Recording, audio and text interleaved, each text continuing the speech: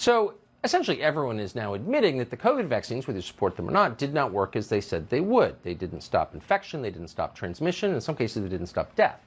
No, it doesn't mean you're against vaccines, but it's pretty hard to justify a vaccine mandate in the face of evidence like that. But Democrats in Rhode Island don't care.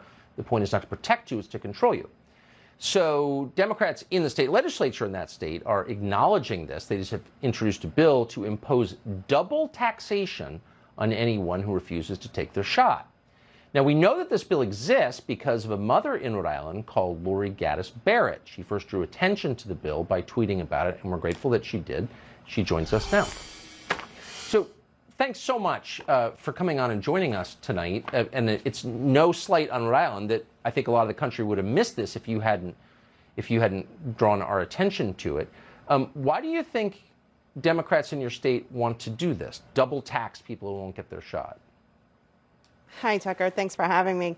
So the reason that the Senate sponsor gave, Senator Bell gave, was that he's been very cautious with the COVID throughout the pandemic, and he has a sick baby, and he described very poignantly on a local radio interview how that affected and impacted his decision to introduce the bill.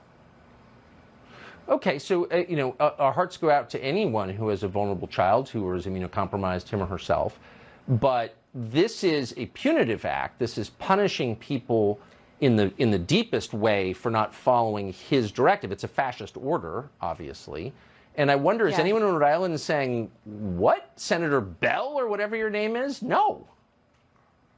Yes, as a matter of fact, they are, Tucker. So shortly after we found out about the bill, we got on, the parents, the other moms and dads from Parents United Rhode Island, got on the phone with our legislators and the co-sponsors of the bill, and we started asking, like, what is going on here? How did this get introduced? Can you tell me a little bit more? How can we avoid some of these penalties? Because the penalty isn't just double taxation for not being vaccinated. There's also a monthly civil penalty. And in addition to that, if you're a parent, your child, if they're not vaccinated, as young as 10 years old, would have to sign exemption paperwork, a 10-year-old signing paperwork, and accompany that with 3 notarized doctor notes. So the barriers to not being subject to the provisions of the bill are just so high. We had legislators tell us. But can I say, I'm sorry to interrupt, but you're a woman who lives in one of the most liberal states in the country, a state in which abortion is a sacrament.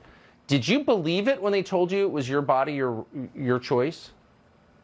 I couldn't believe it. I never dreamed that I would find a bill like that introduced into the Rhode Island legislature. And as a matter of fact, the representatives that we spoke with later on told me that they had constituents calling them left and right to ask if it was real or if it was an internet hoax. Yeah, well, it seems like one. But it's not your body, it's not your choice. And I would say Senator Sam Bell ought to be ashamed, and I hope he is. Lori Gaddis Barrett, thank you for alerting us to this. Great to see you tonight. Thank you.